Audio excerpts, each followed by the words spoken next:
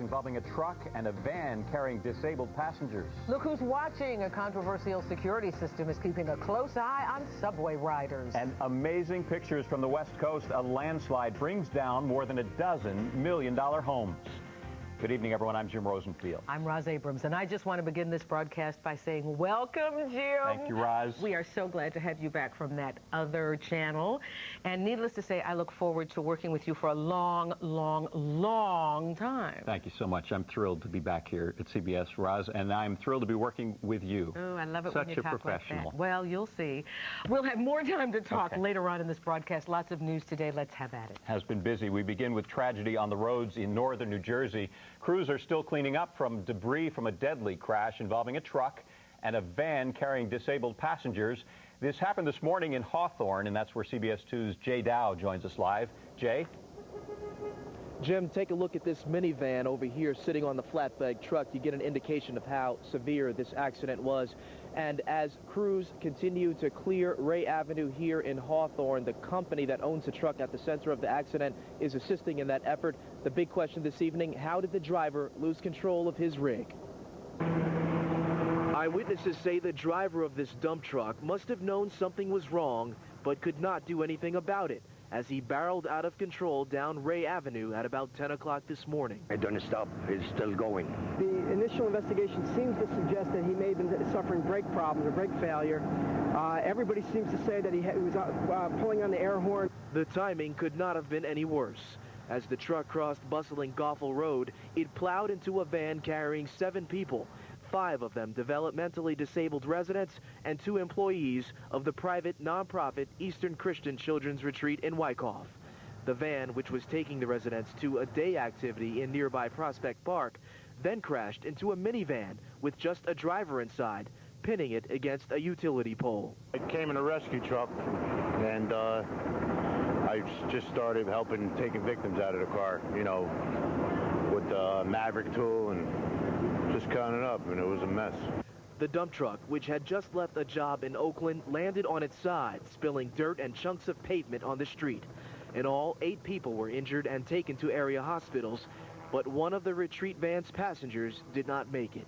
In the 32 years we've been open, nothing like this has ever happened to us, so it's wrong place at the wrong time, I guess, and we're just trying to cope with it. Prosecutors say state police investigators will inspect the dump truck, which is owned by Hackensack-based A. Mascione Brothers Construction. Joe Mascione told us, quote, "My condolences go out to whoever was hurt by this. I just don't know what happened." As the families and friends of the injured and deceased at the children's retreat deal with this crash, it would seem that investigators have most of the evidence that they need. There are skid marks up Ray Avenue. And as you could see a moment ago, they are taking that dump truck off the scene to inspect it very closely. We're live in Hawthorne. Jay Dow, CBS 2 News. Jim, back to you. Thanks, Jay. We have breaking news right now into CBS. A shooting in the Bushwick section of Brooklyn. Joe Bierman's in Chopper 2 with the latest. Joe? Hello, Jim. This is on Evergreen, right by Covert. The sign says it's the Tiger Playground. Now, police are telling us shots were fired about 20 minutes ago inside the playground here. When they arrived, they said they found 1 male shot in the back. No word on the shooter. That injured person has been taken to Kings County Hospital, and right now police detectives and units from the precinct are trying to collect the information on exactly what happened here at the Tiger Playground. No age on the victim is available yet from the EMS, but we'll keep you updated. Live from Bushwick, back to the studio. Thank you, Joe. Security cameras are now mounted on some subway platforms in Brooklyn. The idea is to catch criminals and prevent crime in the same place. Great goal, but some say wrong method. CBS 2's John Slattery is here with more. John. Roz, some say it's increasingly Big Brother. The NYPD hopes to install 400 cameras on city streets to battle crime and terrorism. Yet the Transit Authority has already given its blessing to cameras that were recently installed on 3 transit lines in Brooklyn. At the 50th Street station in Brooklyn, new security cameras are installed inside the station and cameras trained on the stairways to the platforms. 10 cameras at this station, as many as 18 at others in the borough. Assemblyman Dov Hikind used money from his state budget to foot the bill, equipping 9 stations on the D, F, and N lines. These 9 stations send a message to the bad guys. When you enter this station, everyone who enters this station is recorded. Hikind spent $1.2 million to install 120 cameras. Proponents are already hailing the value of such surveillance, saying one lawbreaker has already been caught. A woman was assaulted outside in the street. The perpetrator went into the train station a couple of blocks down. With the man's picture recorded, police made an arrest in 2 days. Officials say the video images will be retained for between 7 and 30 days. Transit Authority President Lawrence Reuter was on hand to voice his support, and some riders we spoke with applauded the new security move. A very good idea, yes. I feel more secure if they have camera. But the New York Civil Liberties Union is concerned over what it calls a surveillance society. We don't believe it should be at our complete expense of privacy, and we don't think that most New Yorkers want to end up on NYPD tape every time they're out walking the streets or using the subway. The cameras present a dilemma for some. On one hand, pictures may help police solve certain crimes, but critics are worried that images gathered by police might become part of a database on individuals who are not charged with any crime at all. Roz, Jim? John Slattery, thank you. The debate is on tonight over whether former FBI official Mark Felt is a hero or a villain. Some say Felt should not have come forward as the secret source called Deep Throat, whose inside information on Watergate forced President Richard Nixon to resign. CBS 2's Lou Young is here with more. Lou. Roz, Jim, governments like their secrets. Some are necessary, others merely convenient. When the secrets are illegal, though, does a whistleblower have the right to go outside the system? That's what Mark Felt did, much to the horror of Nixon apologists who reacted today. So Mark Felt reveals himself as the primary source for the Watergate story, and many of those who played defense for Richard Nixon and lost big back then cannot bring themselves to join the chorus of praise for the former FBI official. Even President Bush was equivocal when asked about it today. He was, it's hard for me to judge. Learning more about the situation. It was a burglary of Democratic headquarters leading up to the 1972 election, and the trail of hush money led all the way back to the White House itself. One of the unrepentant burglars is Bernard Barker, a former CIA operative doing cloak and dagger work for Nixon's re-election campaign. He says Deep Throat should have kept his mouth shut. The man has no honor.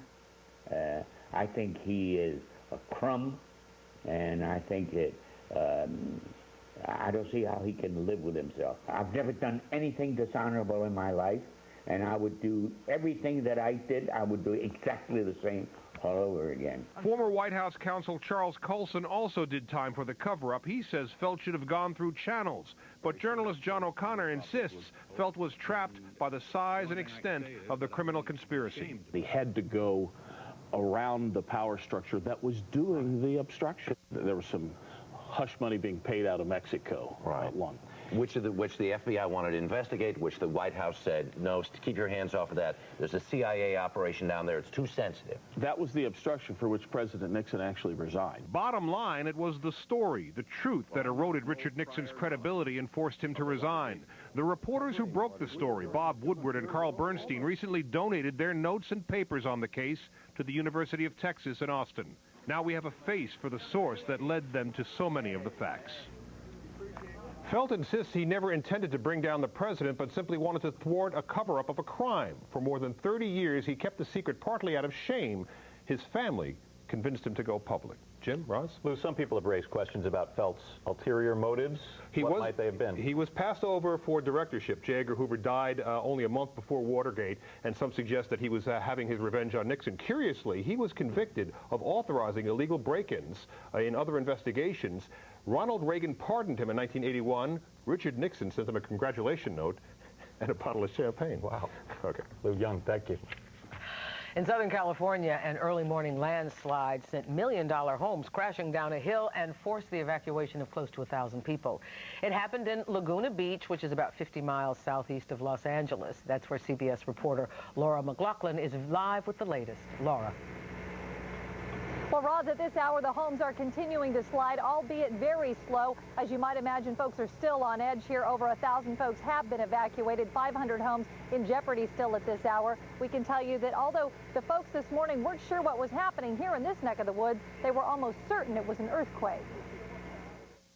Loose dirt on muddy hillsides sent million-dollar houses crashing down the slopes, leaving a trail of destruction. The ground's still moving, trees are snapping, we have some gas leaks, we have some unaccounted water. At least 18 Laguna Beach homes are lost and many more are still in danger. A few residents were treated for minor injuries, but authorities say quick action by evacuation teams most likely prevented a loss of life. We evacuated 500 homes, over 1,000 people at this point. Some of the buildings fell nearly intact while others crumbled as they moved. Foundations buckled and retaining walls turned into rubble as the ground started to shift. At the peak of the hills, houses that didn't fall saw patios and decks give way. Down below, homes that absorbed the impact of the falling building suffered serious damage. He's like, you're going to have to get airlifted out of here if you don't leave right now. The steep hills of Southern California's coast have a history of causing trouble for homeowners. In February, the Golden State suffered one of the rainiest seasons ever on record, leading to mudslides that claimed lives and property. Several homes were labeled with a red tag in this neighborhood, marking them uninhabitable. Look at that. Geologists are surveying the scene, but now that the earth has moved once again, even if residents can rebuild, the cost both financial and emotional will be great. Over 1,000 people have been evacuated and dozens of homes still hang in jeopardy. The mayor of Laguna Beach has now asked that this area be declared a disaster. In Laguna Beach, California, Laura McLaughlin, CBS 2 News. Thank you. In tonight's Health Watch, a new way to treat a common and often painful condition that affects millions of people. Dr. David Mark shows us the medical breakthrough. And with the jury about to get the Michael Jackson case, find out about the ruling that could keep him out of jail. You're going to see how a seriously injured firefighter helped fulfill a prophecy made months ago by his wife.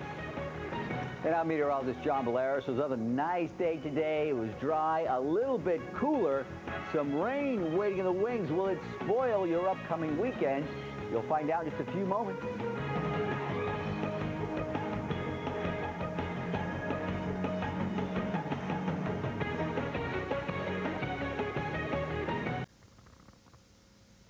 A Manhattan jury has convicted the man seen on this surveillance tape of brutalizing a 13-year-old Bellevue hospital patient. Hector Ramirez was found guilty of kidnapping the girl from her hospital room, sexually attacking her in a conference room, and then beating her. His fingerprint was found in the girl's room. The attack took place in April of 2004. Ramirez faces 25 years to life in prison when he is sentenced later this month. It's been a big day for the men and women who watch over New York City. The New York City Fire Department honored its heroes. Our Michael Pomerantz has more on the FDNY's Medal Day 2005. Hundreds of New York City's bravest honored the bravest among them.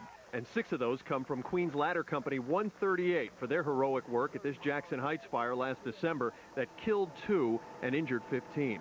It's no surprise that last year the city experienced the fewest number of civilian deaths since 1919. For his efforts at the Jackson Heights fire, Ladder 138's Victor Rosa Jr. was awarded the department's top honor, the James Gordon Bennett Medal, for climbing to the floor above the fire without the protection of a hose line and risking his own life to rescue 3 people, including a 4-year-old. He has a 4-year-old son or daughter, and picking up the victim made him think of that child. Firefighter Rosa is among 38 individuals recognized for going above and beyond the call of duty. One of those honored today was firefighter Jeffrey Kuhl. He received the medal for a roof rope rescue back in June of 2004. But it's what happened 7 months after that that stays with firefighter Kuhl every day. Kuhl, now steadied by a cane after months of rehab, will likely always remember that day in January when his company, Rescue 3 in the Bronx, which he'd only been with since 2001, raced to an apartment fire. When the flames became overwhelming, Kuhl and 3 other firefighters jumped from a 4th-floor window. Lieutenants Curtis Mayron and John Ballou did not survive. Kuhl, critically injured, was rushed to the hospital where his anxious but strong family tried to remain positive.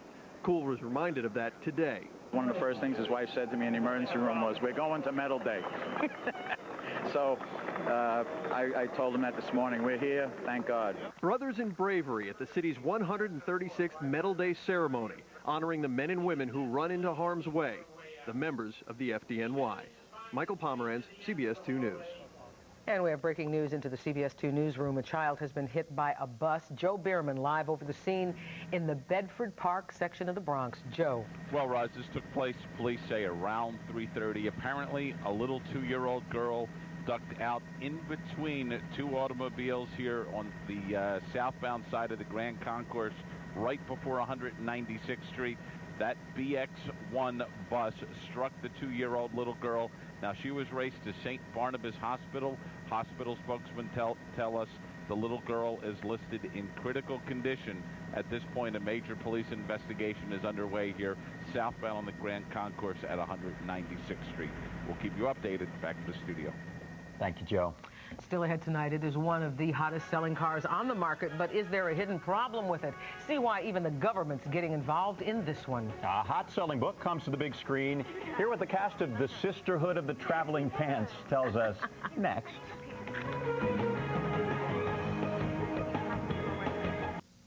The federal government has opened an investigation into the hot-selling hybrid Toyota Prius. This after reports of the engine stalling without warning. CBS 2's Kirsten Cole has the story in your 2 cents. A pricey car that has become the darling of environmentalists and anyone looking to save money on commuting costs.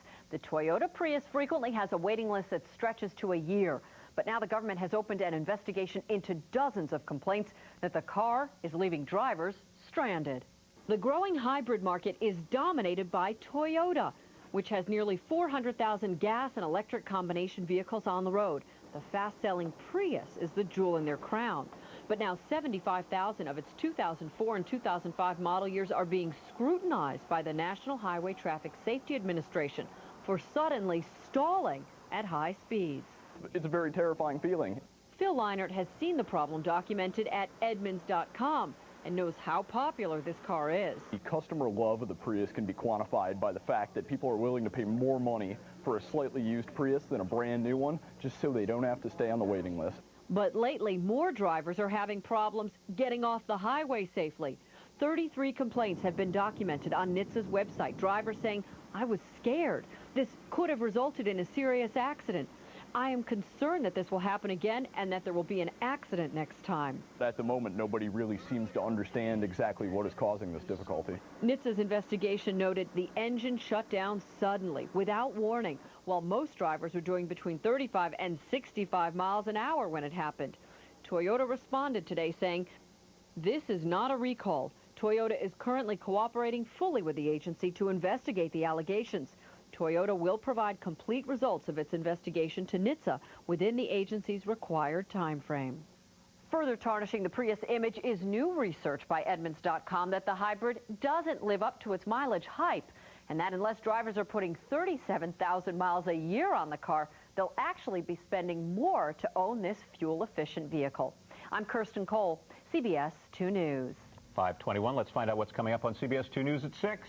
Maurice Dubois joins us from the newsroom. Maurice. All right, thanks, you two. Straight ahead at 6 tonight, the battle over the West Side Stadium taking another wild turn with the new 11th hour plan from Albany. We'll show you who's behind it at 6 o'clock. And how an undercover cop used his training to allegedly scam tens of thousands of dollars. Plus, caught on tape. See a robber caught in the act in a Wall Street building. I'll see you at 6. Roz, and who's that guy sitting next to you? Hey, I know you. This handsome devil is James. Do you know him Welcome from to the party, Jim. Yes. Thanks, Maurice. Good seeing you. What do you think so far? I think it's great. It's great to be back.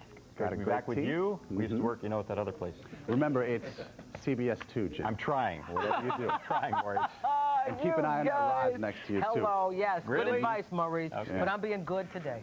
You got it. Yeah. Welcome, Jim. Thanks, Maurice. You bet. It's great to be And here. the welcomes just continue. Everybody, we can have a four-shot here. John's here. Katie's here. There you go. Gang Go, say hi. Well, I want to welcome you. Thank you, John. And I got a Is it true you came in on your day off to be here? That's I huge. appreciate that. Vacation. Wow. Came in. You know. Trust me, Somehow coming I think from you got him, a call. that is huge. That's big. Yes, it is. I have another question. Yes. Anything. Can I call you? I kind of asked you a little bit outside of news. I know it's Jimmy. No. Instead of Oh. Roz speaks. No. Roz Can he call says- you Let him have one day on his own I here. guess it's no. Only his mother and Right. who else called Mom, you Jimmy? my wife, Yes. and actually my agent. Okay. All right. Those are the only three. And your That's all. weatherman? But Nope. you know, if you All right. if you feel you must, if Roz is not comfortable with it, No, I'm you just can call me giving that you off the air. Okay. All right. Katie, you want to say hi? I do, Jim. It's very nice to have you here. Welcome aboard. We hope we're not frightening you yet. We're very happy to have you here. You know, I'm kind of used to this whole I had a feeling. thing. Yeah. But I'm Free-flowing glad fun to be thing. here. Yeah. It is fun. And can I call you Johnny? Johnny, you can call me Johnny. Oh, yeah. Here we go. It's a warm, affectionate term. Okay. It is. Johnny Rozzy? and, yeah, you can call me Rozzy. Jimmy? Got any weather? I got some weather. Let's Thank check it out you. and see what we have out there right now. It's sunny. Oh, And we're going to check out Joey up in Chopper Tui. Let's go to Joe. All right, let's see what's going on up there. Hey, Joe. Isn't it such a love fest? Don't we all just love each other? I feel... you cynic. We're out in Queens. One of the things we wanted to show you, depends on where you are, you may see a lot of ground fog. If you're on like the Belt Parkway, down towards the South Shore of Brooklyn, that's where we're looking down now, you'll see all that ground fog coming off. There was also a lot down by the Verrazano too. You got it. Thank you very much. We got the fog in the forecast for tonight. High today was 6 to 8, a little bit cooler, ocean breeze now. That's why the low clouds and fog moving back in for the nighttime hours. 75 is a normal high, record high 96, cooler than yesterday. Yesterday well up into the 70s. Today winds in off the ocean, keeping us cooler from the city points east. Jersey Shore, Long Island, quite a bit cooler today. Central Park right now 65 degrees across the island. Look at that. East winds. All the difference. Temperatures in the middle 50s with that fog bank beginning to move in. Visible satellite from this morning, that is the fog. It burned away during the day today. Now it's coming back in through the South Shore. Will spread across the region tonight.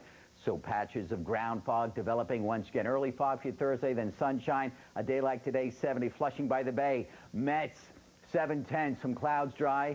Could be a little patchy fog. Forecast for tonight, low clouds and fog developing. Temperatures mainly in the 50s. Cool spot will be the East End, Riverhead 48. And then tomorrow, early fog, then sunshine throughout. Temperatures in the mid-60s to the mid-70s. I'll be back with Fleet 5-Day and a look into your upcoming weekend in just a little bit. Roz and Jimmy. That's the last time he's going to call me that. The last time. Johnny. A new flick aimed at tweens and teens hits theaters today. Katie spoke to the cast of The Sisterhood of the Traveling Pants.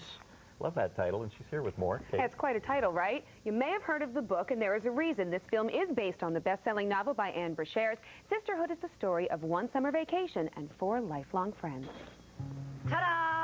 In The Sisterhood of the Traveling Pants, one special pair of jeans helps to strengthen a special bond between girlfriends. The 4, who have been buddies since they were born, will be spending their first summer apart. As a way of keeping in touch while each is away, they agree to form a sisterhood. Rule number 1, each sister is going to keep the pants for a week. First, it's to Greece with Lena, played by Alexis Bledel. Then on to North Carolina with Carmen, America Ferrera, who's visiting her dad. Bridget, Blake Lively, gets them at soccer camp in Mexico. And Amber Tamblyn, Tibby, who is stuck at home in Maryland. While it may sound like a chick flick, Tamblyn tells me this is much more. I think that this film, it's important to say, absolutely transcends genders and ages.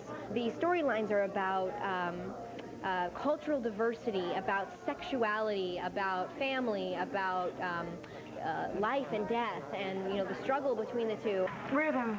They'll make you brave. Each girl is faced with her own challenges over the course of this summer. Blake Lively says this film sums up what friendship is all about. They know each other so well inside out, and they just love each other with all their heart. They know you better than you know yourself. Lively makes her big screen debut in The Sisterhood of the Traveling Pants, and she says it's been the experience of a lifetime. It was so great. I can't even believe I'm here right now. I missed high school for 2 weeks to come on a press tour. It's an amazing, amazing experience, and the friendships I made with these other girls are just so great. Well, all of the girls said that they really did enjoy working with each other. In fact, when the cameras were not rolling, they did everything together, from hiking to seeing movies to having the good old-fashioned sleepover. The Sisterhood of the Traveling Pants is in theaters nationwide today. Not a bad way to spend the night with your little girls if you've got them. Blake Lively. She's a newcomer, you said, right? You think that's her real name? Well, it's her first film, Jim, Yeah. but her entire family is in the business, so she may have changed it. Dad may have changed it back in the day. You just never know. Yeah. Well, she's doing quite well already. Yes, she is. Thanks, Katie. You got it. Coming up, the crowd goes wild as an international sensation hits the Big Apple. Hear what David Beckham told New Yorkers today about his trip to America. Also, a late but important decision by the judge in the Michael Jackson case. See how it could affect the jury on the eve of closing arguments. Plus this. Drugs, murder, prostitution, you name it. Neighbors say this Oceanside motel had it all. Now its days are numbered. I'm Reed Lamberty. The story coming up. Updating our top stories now at 5:30. In Hawthorne, New Jersey, investigators believe brake failure may have caused a fatal accident that killed one person. A dump truck hit a van carrying disabled passengers. The van then crashed into a minivan, slamming it into a utility pole. More than 100 surveillance cameras have been placed in 10 Brooklyn subway stations. The police department wants to see hundreds more installed throughout the city to help catch criminals and prevent crime. One day after revealing he was Watergate's deep throat, former FBI official Mark Felt is coming under fire. Former White House counsel Charles Colson says Felt should have resigned rather than leak information to the press. And former Nixon advisor Pat Buchanan says Felt himself is corrupt. We have some breaking news into the CBS 2 newsroom right now. A senior official says Palestinian leader Mahmoud Abbas has undergone a heart procedure in a hospital in Jordan. Abbas took over for Yasser Arafat after Arafat's recent death. The angioplasty procedure is said to have gone well. We'll have more on this story as details become available. Jim, closing arguments in the Michael Jackson trial begin tomorrow, so today the judge clarified the charges and gave jurors their instructions for deliberations. CBS correspondent Terry Okita joins us live from Santa Maria with more. Terry. Yeah, Roz, after a day and a half of motions and jury instructions, the legal showdown will soon begin. Court watchers are focusing their attention on tomorrow's final arguments, and many believe that this could make or break the closing of this case. As Michael Jackson waved to loyal fans, it may be those cheers that keep his spirits up on the eve of final arguments. His lead attorney and the assistant district attorney are preparing for the legal showdown, set for Thursday morning. It's believed each side could get several hours for their closing. But before they begin, Judge Rodney Melville wants to ensure jurors are aware of their responsibilities and the limits of their deliberations, which could start as soon as Friday. He's reviewed jury instructions with the panelists page by page. Included in those instructions, the judge confirmed he will allow the jury to consider the charge of giving alcohol to a minor as a misdemeanor instead of a felony. That gives jurors an opening to find Jackson guilty on the alcohol charge, even if he's acquitted of molestation. With so many counts against Jackson, 10 in all, the judge ordered prosecutors to clarify for jurors which charges are tied to the young accuser's claims and which are tied to testimony of his brother. What the judge is trying to do is make things understandable and simpler for the jury. This trial has garnered international attention, and media from all over the world have descended on this small town. About 2,000 journalists have been credentialed by the court. Garnered international attention. About 2,000 journalists have been credentialed by the court. Live from Santa Maria, California, I'm Terry Okita. Jim, back to you. Terry, thank you. 2 teenagers caught on tape fighting with a Florida school bus driver will not be charged. This disturbing video taken last month shows one of the boys screaming at the driver, who then slaps him and grabs him by the throat. The driver is facing a misdemeanor charge of battery. New York City sued and won. Now Yonkers is giving it a try. The Yonkers Board of Ed and a group of parents sued the state today over school funding. Yonkers claims it gets 40% less per pupil in state aid than Buffalo, Syracuse, and Rochester. New York City parents won a similar suit in 2001, but the state has refused to pay up, pending an appeal. Police are asking for help in finding a missing elderly woman from Queens. 76-year-old Lenore Goldberg was last seen yesterday morning at her home on Beach 125th Street. She lived at the Bell Harbor Manor adult home. If you have seen her, you are asked to call Crime Stoppers at 800-577-TIPS. It has taken years, but a Long Island community's fight to close a blighted motel is one step closer to victory. Hempstead town officials have condemned the Oceanside Motel, calling it a hotbed for criminal activity. CBS 2's Reed Lamberty has more from the village of Oceanside. It's the first thing you see as you drive into Oceanside, but those who live here say the Oceanside Motel isn't exactly a welcoming sight. Oh, it ruined it. I mean, it ruined it. It brought all our values down. Nobody would want it to be, would live over here. A motel measured not in the number of units, but the number of crimes. Too many, too close to home. Drug deals going on in front of my house, watching kids shooting up heroin. But the constant traffic of drugs, prostitution, and petty crimes that neighbors say always moves through here will be roadblocked by a bulldozer and wrecking ball. I want to throw the first brick through the window if they'll let me. Hempstead town officials announced today the property has been condemned and will be replaced this summer by a municipal parking lot. soon parents will not have to worry about their children walking past this site, which has been home to sex offenders and the site of arrests for many unwelcome activities. It was based on the high number of drug arrests that gave Hempstead town officials the opportunity to take action, enacting the infrequently used public nuisance law, which allowed town officials to condemn the property. Family owned and operated for 14 years, the motel's owner says he's being unjustly targeted in what he calls a political game. Supervisor Murray is running for re-election. Any injustice done to me and my family, I will go on hunger strike with my own 2 children out of the property. But for locals, it's a bright future, replacing a blighted past. In Oceanside, Reed Lamberty, CBS 2 News. Here we go. Well, they're celebrating in the Bronx today. The South Bronx High School fitness team just won another national championship in California. And for the first time, both boys and girls took top honors. Let's go, jumping jacks, ready, begin. It's 7 a.m. at South Bronx High. And even though they just won a national competition in San Diego, these motivated kids are not resting on their laurels.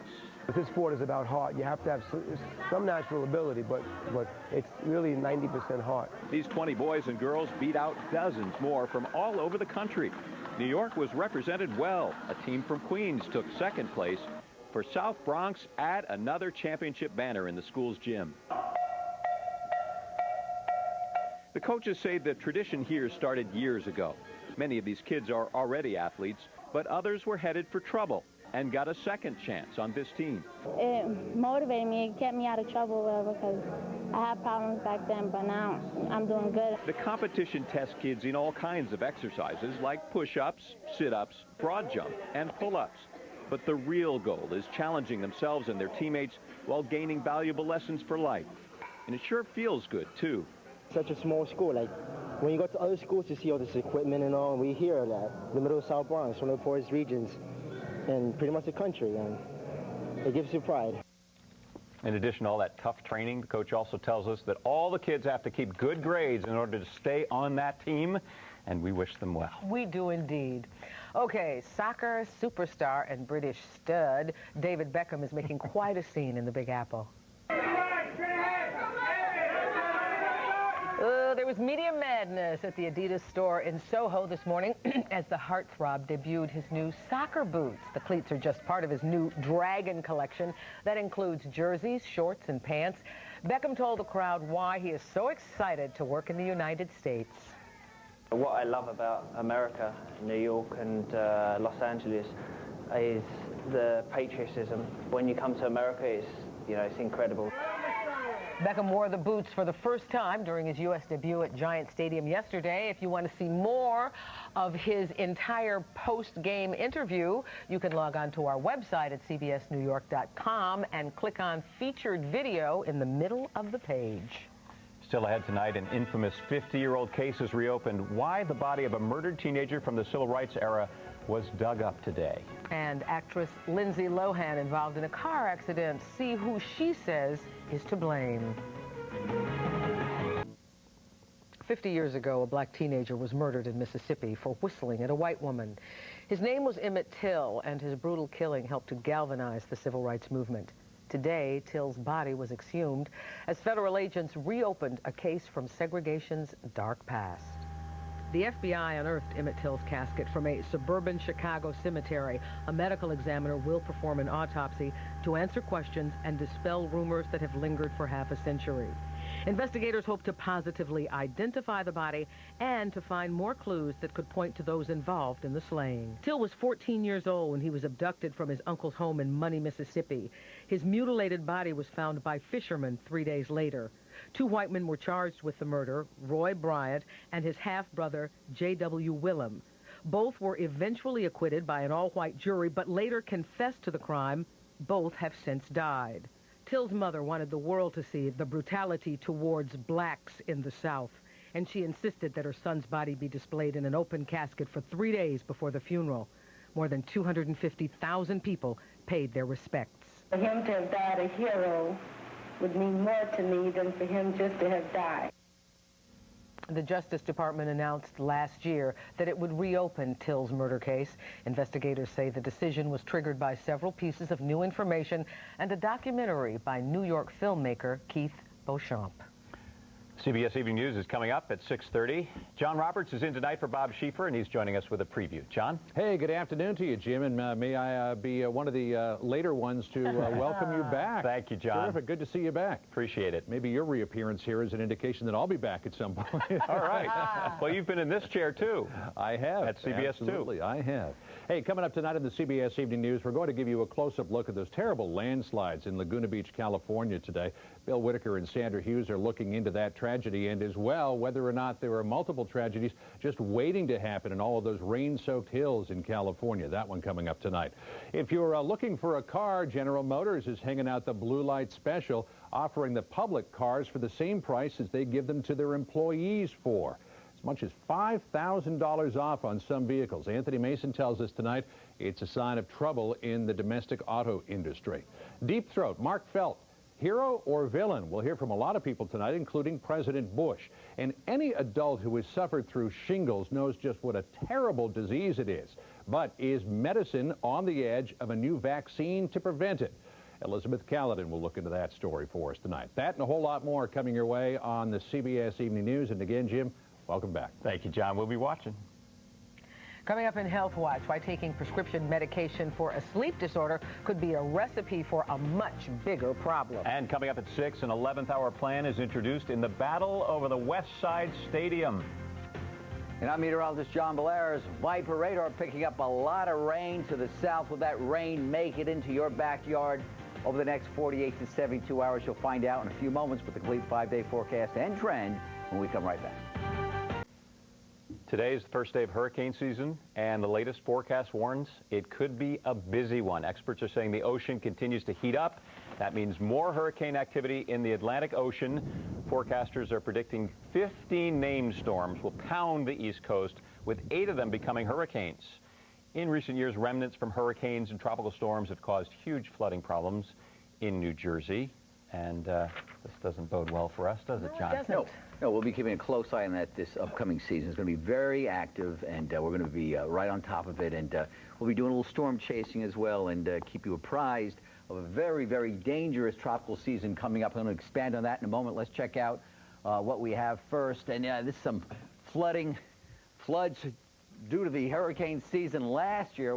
I tell you what, the East Coast, the Southeast, Florida took on 5 hits, if you remember, last year. We were down there quite a bit trying to figure out which way these storms are going to hit, and they kind of meandered around for quite some time before they made their strikes. Very painful, slow watches. They kind of meandered up the coast. Hurricane season officially starts today, June 1st. It ends on November 30th. It's going to be very busy. Tropical storms normal for a season is 10. The forecast now is 15 by the hurricane expert, Dr. Gray. Hurricanes, again, 74+ miles per hour. Normal for the season 6. Forecast to come out with 8. Major hurricanes, that's a category 3 or better. Normally we get about 3 major hurricanes. Forecast to have 4. As far as strikes, it's hard to forecast which ones will strike, but it will be very busy. The first few of the 2005 season, Arlene, Brett, Cindy, Dennis, and Emily. We'll keep you posted with an eye on the tropics. We're doing that right now in the tropics right now. Quiet, very active along western Cuba into the Florida area right now. They're getting some very heavy showers and storms, flooding rains from Tampa to Orlando to Jacksonville, and a lot of showers on up into Hatteras, but we're not going to see any of that activity, just a few showers around here come Friday. Today's high, 68, normal high, 75, record high, 96 degrees, record low, 44 degrees out there. Presently 65 degrees in Central Park. Cooler day, winds in off the ocean instead of that west wind when you heat up, east winds. This time of year, you cool down. You love the east wind in the middle of July and a heat wave on the island when you're in the 50s right now. During the mid-summer season, you're in the 70s with the east winds. That's what you want. Tonight, low clouds and fog redeveloping on that moist east flow, coming and bringing in the low cloud deck. Fog already beginning to move in. Tomorrow, early morning fog. Then sunshine breaking through, much like today. But we add 1 degree. 69 degrees today, about 70 tomorrow, a little bit milder as you head inland. Watching these showers, some showers popping up in the afternoon, Friday and Friday night. Not a soaking rain event, but you will get wet Friday afternoon, Friday night. Temperatures in the mid-60s, cooler with the clouds and showers on Friday. Shortcast tomorrow, morning low clouds and fog along the Jersey Shore from Seaside Heights to Point Pleasant to Long Branch, everyone in the mid-60s. Those winds out of the southeast at 5 to 10 knots. Ocean Heights about 1 to 2 feet, sound about a foot. And the water temperature still cool, 54 to 58 degrees. We head eastbound, Coney Island to Long Beach to Jones Beach in the mid-60s. Low clouds and fog in the morning. Robert Moses to Fire Island, same thing. Everyone very much uniform, a little bit cooler in the extreme east end from Mastic Beach to Montauk Downs, 62 degrees. Tomorrow, a cool easterly wind, a good deal of morning fog. Low clouds and fog redeveloping tonight, 56. Tomorrow, morning low clouds and some fogs and sunshine, 70s, 60s along the coast. 5-day forecast, you can see showers popping up Friday afternoon. Showers will taper off Saturday. Not a washout weekend for sure. Temperatures in the mid-70s. Sunday, an isolated shower. Not a bad weekend at all. Best chance of rain will be on Friday. And that trend as we go through that following week, we're looking dry and things warming up as we get into mid-June, back up into the 80s. But welcome aboard. I know it's a return trip for you. It was a return trip for me. Too. We found our old offices. That's right. Looked the same, too, in 1987 when I was here. Johnny! All right. At least had a coat of paint, didn't they? No. Thank you, guys. Actress Lindsay Lohan is recovering from a car accident involving paparazzi. A spokesperson for the Mean Girls star says Lohan is shaken up and sore, but she wasn't seriously hurt. Los Angeles police say a photographer struck the car that Lohan was riding in. 24-year-old Galo Ramirez was arrested on suspicion of assaults with a deadly weapon. Up next, a possible vaccine for a very common skin disorder. We'll be right back. In tonight's Health Watch, a possible vaccine to prevent a painful childhood illness. But first, new research is a real wake-up call about the dangers of sleep medication. Dr. David Marks is here with details. David? Jim, Roz, a new study in the journal Sleep says nearly half of patients with a sleep disorder will be given addictive medications. The drugs are called benzodiazepines, and they've been around a long time, and they're more addictive than newer types of sleeping pills. But the study found many doctors still prescribe the more addictive drugs, especially to people over 65 and those on Medicare or Medicaid. Researchers say doctors may need more education about treating patients with sleep disorders. Researchers are learning a lot more about shingles. In fact, they're close to creating a vaccine to prevent the painful skin condition. It's caused by a common childhood virus, and about 1 million people a year get it. It's a rash that produces such a raw pain that victims cannot stand to wear clothing or even feel air crossing their skin. At its worst, it felt like someone had maybe lit a match and was trying to burn me across my side. Mark Cotton had only a mild shingles rash, but he was homesick for 3 days, and it took several weeks to recover. In more severe cases, shingles can leave people with chronic pain even after the rash disappears. Shingles occurs when the chickenpox virus becomes active again. All adults who had chickenpox are at risk, but the infection is most common in older people. So the Department of Veteran Affairs tested an experimental vaccine on more than 38,000 men and women over age 60. They found that participants who took the vaccine had half the cases of shingles as those who were not vaccinated. They also had less severe pain when they did get the infection, and there was a 66% drop in cases of long-term chronic pain. Dermatologists see a real benefit if this vaccine is approved by the Food and Drug Administration. These vaccines create an immune process where you're able to fight off the infection. So this is revolutionary. This vaccine is kind of like the pneumonia vaccine. Doctors will most likely give it to patients at highest risk of getting shingles. That means people who are chronically ill and those over 60. As always, we thank you very much. Thank you. That's going to do it for us at 5. Thank you so much for joining us. I'm Roz Abrams. And I'm Jim Rosenfield. Here's Maurice Dubois with the news at 6. All right, Jim and Roz, thank you. And right now at 6, it's down to the wire on the West Side Stadium. Wait until you see who's come up with a new plan to pay for the $2 billion project. The test scores are in. We'll show you how many 3rd and 5th graders will be moving up in New York City schools. And an undercover detective accused of using top secret information to scam big bucks from area banks. This is CBS 2 News at 6. Good evening. I'm Maurice Dubois. Dana Tyler is off tonight. We begin with the West Side Stadium battle and an 11th hour plan that's now on the table. CBS 2's Marcia Kramer live on the West Side with the story. Marcia? Well, Maurice, moments ago, the governor made it official. The vote on the West Side Stadium is now going to take place Friday at 2 o'clock. That's definite. But since this is Let's Make a Deal Albany style, the outcome is expected to go down to the wire. I'd like not to speculate on what we're going to be doing on Friday. That's a lot of time from now. A lot happens in these days in this business. Senate Majority Leader Joseph Bruno was still playing it close to the vest today about whether he will support the West Side Stadium at Friday's anticipated vote of the Public Authorities Control Board. But he was not above throwing some fuel on the fire, telling reporters he's talking to private developers interested in building a stadium on the West Side. The private developers would presumably pick up the state's $300 million share of construction costs and the city's $300 million tab as well. Bruno made it clear he still has questions about how the stadium will be financed, which is often an Albany euphemism for, I haven't got what I want for myself yet. There's just too much confusion. The dollars that are required move all over the place. City and state sources say it's not exactly clear what Bruno wants.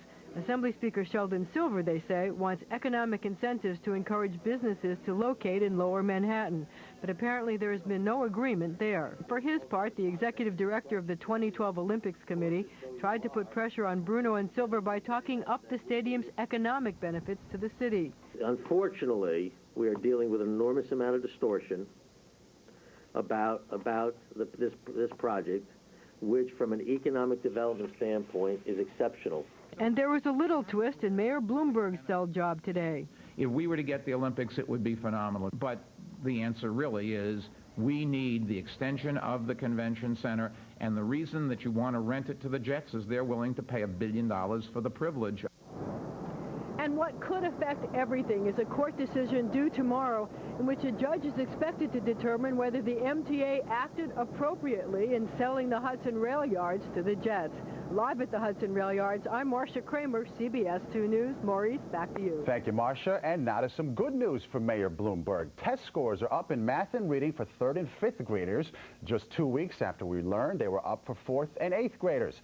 CBS 2 education reporter Kerry Lyon has details on this. I'm extremely proud of the students. And with good reason. At PS 275 in Bushwick, more students than ever are now making the grade in reading and math.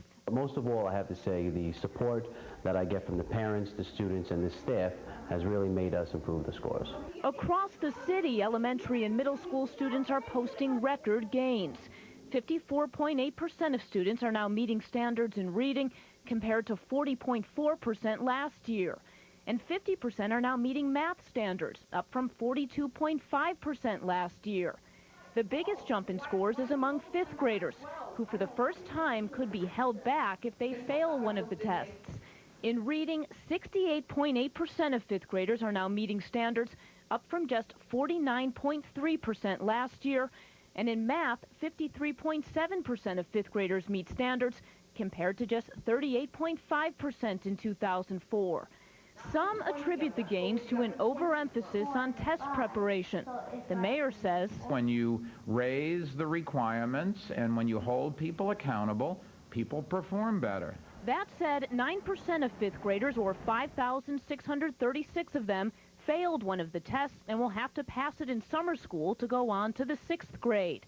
9,364 3rd graders also failed one of the tests and are in danger of being held back as well. And while the mayor admits the schools still have a long way to go, in an election year these scores could make it much harder for his opponents to argue students are worse off. We've made more headway in improving student classroom performance than at any time in the city's recent history. And the mayor's opponents were relatively quiet about the results today. There are a few problem areas here, though. This year, 2,700 students are repeating the 3rd grade, and about a third of them still didn't do well enough on these tests to go on to the 4th grade, which is bound to raise some questions about how well the city is serving the students it holds back. Maurice. Kerry, thank you. Geraldine Ferraro, the only woman ever to run on a major party presidential ticket, endorsed Fernando Ferrer today for mayor of New York City. 92, 98. Okay, thank you. Go ahead, guys. Keep going. Go. Ferraro was the 1984 Democratic Party nominee for vice president. She says the former Bronx borough president will be a strong leader locally and nationally. The former congresswoman also supported Ferrer when he ran for mayor back in 2001. With less than a week to go in the Republican primary for governor of New Jersey, a new poll shows former West Windsor Mayor Doug Forrester leading former Jersey City Mayor Brett Schundler by 11 points. Also today, the Democratic hopeful John Corzine unveiled his property tax plan. CBS 2's Christine Sloan has a story. U.S. Senator John Corzine, the Democratic nominee for governor, unveiled his property tax plan on the lawn of a house in East Windsor, promising homeowners relief by reinstating the rebate program. 90% of the public, they will get a rebate, including renters, by the way. The senator spoke at Linda Harris's home, who says her property taxes have doubled over the past 20 years. And you think Senator Corzine's plan will help you? Well, it sounds interesting. My husband seems to wonder why the money has to go somewhere and then they have to send us a check back. He would like to be able just to take a reduction and say, there we are. Corzine spoke in a neighborhood not too far from Doug Forrester's town, where you could find signs supporting the Republican candidate, who is calling for a 30% reduction in property taxes. A new poll finds Forrester is a Republican with the best chance of beating Corzine. Ours is an automatic rebate program as well in terms of a state credit. It doesn't go filtered through towns. It goes right, boom, to, the property tax and the homeowner. One of Forrester's Republican challengers, Brett Schundler, who doesn't have the money to rival either Forrester or Corzine, is coming out with his first television commercial. Young couples having to delay the dream of owning a home. Schundler wants a constitutional amendment to limit spending and reduce property taxes. Well, what my plan does is put spending limits in place that are reasonable at all levels of government, and then it has the state mandated to send a lot more of your sales and income tax money back to your local public schools and municipal government to lower your property taxes. All of the candidates say the best way to lower property taxes is to cut fraud and waste here in Trenton and to end corruption at all levels of government. Some people will tell you keeping that promise will be the biggest challenge. In Trenton, Christine Sloan, CBS 2 News. All 7 Republican candidates will be here on Sunday for their final televised debate just 2 days before the primary on June 7th. We invite you to join us at 11 a.m. Sunday morning right here on CBS 2. People in Yonkers will have to pay more to live and work there. They'll even have to pay to move out. City Council has approved a tax hike there. The $751 million spending plan increases property taxes by 4 3/4%. Also, the income tax surcharge is doubled from 5% to 10%, and the real estate transfer tax, which you pay when you sell your home, goes from 1% to 1.5%. Officers are investigating the possibility that brake failure caused a deadly chain reaction accident in northern New Jersey. This happened this morning in Hawthorne. Witnesses tell us a driver lost control of a dump truck and slammed into a van carrying several disabled passengers. The van then crashed into a minivan and pinned it against a utility pole. I came in a rescue truck, and I just started helping taking victims out of the car, with the Maverick tool and just counting up, and it was a mess. 1 person was killed, 8 others were hurt and taken to the hospital. Investigators are now inspecting the truck. Tonight, police want your help in catching a brazen thief. He walked into a building on Wall Street in the middle of the day yesterday and walked out with a computer. Even though he got away, he was caught on several security cameras. Here's CBS 2's Pablo Guzman. He's about 6 feet tall or so, and because it seems he'd been in the building before, he knew enough to tell the security guard he was going to a particular company on the 13th floor. And here he is later on that floor, the offices of an employment agency, which he probably knew were pretty empty because the company is relocating elsewhere in the building, but back to the surveillance cameras in the lobby. As you can see, he even signs in. This is a copy of that log. Police have it also. And they have a copy of these tapes made by the employment agency's cameras inside their offices and by the cameras in the lobby, with a quality that impressed even police, made separately by the building's operators, Braun Management. When you look at all those camera angles, yours and the ones from the employment agency, it looks almost as if he was familiar with the building. That's what it seems. That's what it seems. And people said that they do recognize him and that he's been to this building several times before. Inside the empty employment office, you can see what he sees. He comes in, closes the door, looks around, and then sees the laptop in another office. Someone else comes in unexpectedly. The guy comes out again to make sure he's safe. When he leaves, you have to look closely for the bulge under his shirt. That's the laptop. But by the time he thinks he's making his getaway in the lobby, he gets bold again, and there you see the laptop clearly. All told, he's in and out in about 9 minutes. And now, if any of you recognize this guy, the police would like you to pick up the phone, 1-800-577-TIPS. Nobody will ever know that you made that call. 1-800-577-TIPS. And take another good look at this person. Pablo Guzman, CBS 2 News. Coming up here tonight at 6 o'clock, how police say an undercover detective used his job to work on the wrong side of the law. Also, see how a Homeland Security investigation smoked out a local family accused of burning down their own home. Plus, why a judge came down hard on a nanny accused of neglecting a toddler. Plus, outstanding weather, John. Oh, another outstanding day. Yeah, it was a little bit cooler, but nice and dry with sunshine after some early morning fog. We're watching some showers to the south. Will it rain on your upcoming weekend? You'll find out in just a few moments.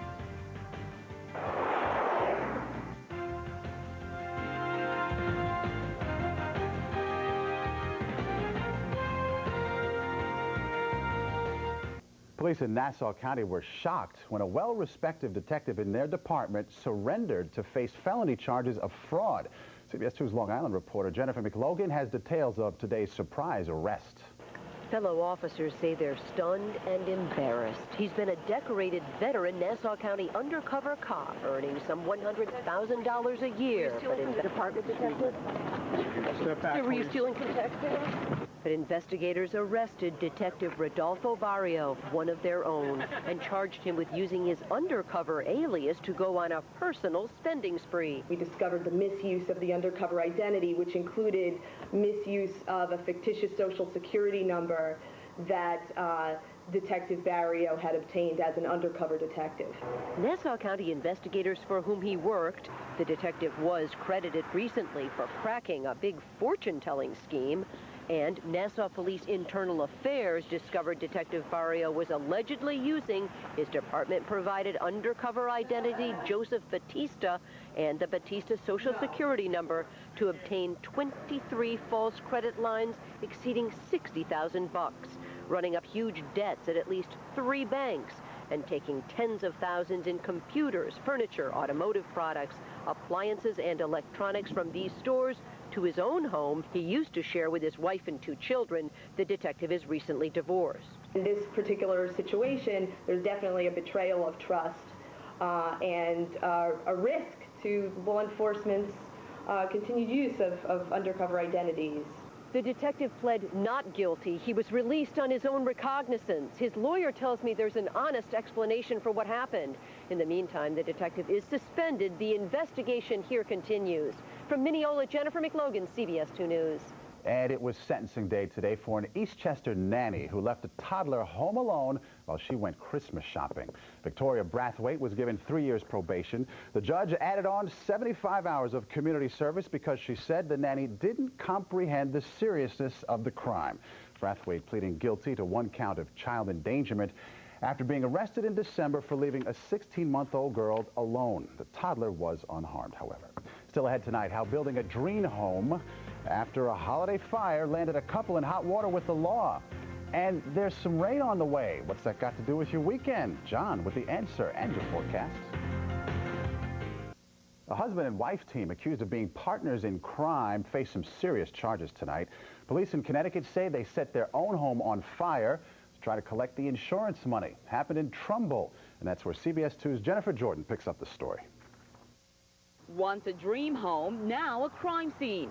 Police in Trumbull say Randall and Angela LeCarry used $350,000 of insurance money to rebuild a bigger home on the same lot where the original once stood. The couple's home on Huntington Turnpike burned to the ground in 2002, just days before Christmas. Initially, we had no reason to suspect that it was an arson case. We believed it was accidental. But now, 3 years later, Trumbull police say the LeCarrys deliberately set the blaze and moved their valuables, including Christmas gifts for their 2 daughters, to a storage facility just days before the fire. Mr. LeCarry works for the New York Department of Environmental Protection and claims he was working when the flames broke out. Police say otherwise. Mr. LeCurry had left his workplace in New York, traveled back to the home in Trumbull, and set the fire before returning back to New York. Authorities say the crime was uncovered during a Homeland Security investigation, but would not give further details. The tragedy prompted an outpouring of support from neighbors who held fundraisers to help replace the children's Christmas gifts. Mrs. LeCurry was taken into custody at the home Friday night and is now free on $7,000 bond. She had no comment as she sped away from our cameras today. Her husband turned himself into authorities yesterday morning and remains behind bars. He was arraigned today on felony arson and insurance fraud charges. His attorney says both charges are frivolous. They had pretty much finished the interior renovations of the house that they had bought maybe 4 years earlier. And it doesn't make much sense that somebody would burn down their house after they've renovated it. Both husband and wife now face up to 10 years behind bars. Jennifer Jordan, CBS 2 News.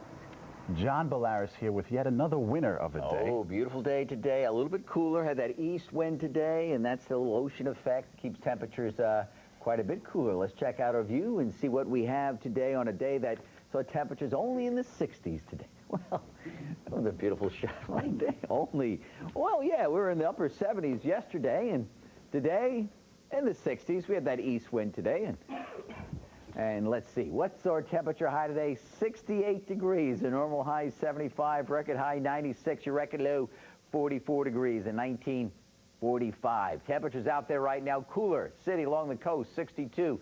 Officially in Central Park, Morristown, 72. Newburgh, the same. Toms River, cooler. Jersey Shore, 57 across the island. Look at that. In the 70s yesterday, in the 50s today. Winds in off the ocean. You had the morning fog. White Plains, 64 tonight. That east wind around the high pressure along the northeast. That will keep us cooler. Low clouds and fog redeveloping tonight. Many locations along the south shore of Long Island right now that is taking place. Your Thursday, again, you wake up to low clouds and some fog and sunshine breaking through late morning hours into the afternoon. A day like today, instead of 69 degrees, 68, we had a couple 70 degrees. And then some showers coming up the coast by Friday afternoon. Not a complete washout, but enough to get you wet and may break into some outdoor activities Friday afternoon into Friday night. And by the weekend, these showers will be moving out, and most of your weekend should be rain-free, and you'll get in the outdoor activity. Shortcast for tomorrow morning, low clouds and fog from Seaside Heights to Long Branch, so sleep a little bit later, and that will burn away to some afternoon sunshine. Again, though, temperatures in the mid-60s along the shore points due to those southeast winds. Wave heights 1 to 2 in the ocean, sound about a foot. Robert Moses, Far Island, mid-60s. And the East End, 64 Massac Beach, Bridgehampton, the same. East Hampton, 63. Montauk, 62 degrees. Forecast for tonight, low clouds and fog, developing 56. Stray shower in Sullivan County. Tomorrow, early fog and sunshine, 70 degrees, 60s coastal sections, 5-day forecast. Showers breaking out Friday afternoon into Friday night. May linger into Saturday morning, perhaps the latest early Saturday afternoon, then breaking out to some sunshine. And Sunday, an isolated shower, but nice. Most of the weekend dry and temperatures in the 70s. Best chance of showers will be Friday afternoon into Friday night. And the game at Shady Night will be fine. Just maybe a little clouds, a little fog. We had enough lousy stuff to last a lifetime. That's right. So now it's about time. We're enjoying. Thank you, Johnny B. All right, coming up in sports in just a moment, the latest on the Yankees and the Mets. And how about some football in June? A few new faces in East Rutherford as the Giants open mini camp. Chris Raggy next.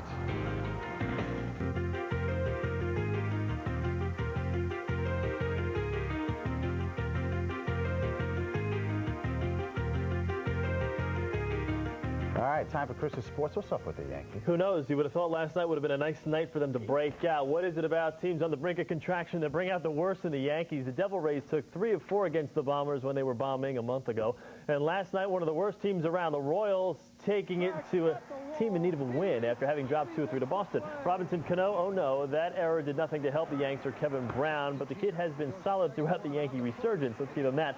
Tonight, Randy Johnson with a shot at another statement game. Joe Torre will be back on the bench tonight after serving that 1-game suspension. The Mets equally bad last night. Shea had been good to the Mets. The Amazons 16-9 at Shea coming into last night's game, but the D-backs taking it to Chris Benson. Benson falling to 3-2 on the year. He gave up 4 runs on 8 hits. Conversely, the D-backs, Brad Halsey, the former Yankee who went to Arizona in the Randy Johnson deal, was dealing last night. 7 innings, 6 hits, no runs, and Carlos Beltran's return 0 for 4. The Mets left 8 men on base, losing 7-0 tonight. Miguel Cairo will play second once again. The Mets need a win.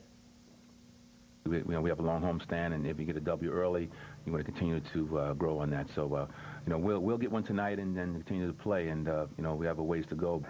We'd like to be a little more consistent, and obviously, coming off what we did in Florida was very positive, and hopefully tonight we'll get back on track. We'll see what happens. The Giants are back on the field. Yes, the Giants. Veteran minicamp began today at the Meadowlands. The G-men getting all the offensive weapons in place. Shockey back from Miami without incident. Eli Manning, who's never left in control, and the newest weapon in the Giants' arsenal, Plaxico Burress there, who is, of course, looking to tax defenders. Duke Castiglione with the team earlier today. We have a lot of weapons on offense now, and it's the quarterback's job to make sure they get the ball and let them use their athletic ability to get downfield. As a quarterback, you have to be a leader of the team. You have to make sure everybody knows what they're doing, everybody's on the same page. One thing I noticed from Eli is that Eli probably has the strongest arm that I've caught from. I always tell him the other day, hey, take a little bit of mustard off. I'm only 10 yards from you. He does like to throw hard. Michael Strahan has had a public, tumultuous offseason. Details of his separation to his wife, Jean. Front page fodder for the papers today. Stray back on his playing field and fielding questions about his job, not just his personal life. Strahan quick to point out he's got a much better feeling about Colonel Coughlin than he did this time last year. Coaches changed a lot of things, too, about himself. I think we all adjusted to each other, and I think that's the important thing. And everybody's figured each other out, and guys are more comfortable with what he expects, and he's more comfortable with what he knows he's going to get out of it. David Beckham Week continues here on CBS 2. Today, Beckham and his legions of fans crammed into the Adidas store downtown today, and this is a sure sign of celebrity. Nothing says superstar like bongo drums. David Beckham, footballer, media, and Madison Avenue sensation, still in the Big Apple, receiving the rock star treatment. Today, his latest football cleat on display. It's pretty incredible, I have it sort of, all around the world, and, being in New York in the last couple of days, the popularity side for me has been incredible. Yes, the paparazzi follows this man everywhere, whether it's in England, Spain, here. The sneakers, the Predator. Pretty hot stuff if you're a soccer player. Silver shoes, too. Yeah, they got a little red dragon in there, too. It's pretty nice stuff. Yeah. All right. I'll get you guys a couple. I know you're a big fan. Never mind. Thank you, Chris. All right, let's look ahead to CBS 2 News at 11 tonight. Jim Rosenfield in our newsroom right now. Jim. Maurice, at 11, recent studies show a glass of red wine a day may actually be good for your health, but how much alcohol is in the wine you drink? See why that glass of Merlot may be packing a little more of a punch these days, and why just a little bit could make you a bit more woozy. Kirsten Cole uncorks everything you need to know tonight at 11. Maurice? All right, thank you, Jim. We'll be watching, and that's going to do it for CBS 2 News at 6 tonight. I'm Maurice Dubois. Dana Tyler is off. Next on the CBS Evening News, they'll have all the day's top stories, including more on that landslide in Southern California. Have a good evening. We'll see you tomorrow.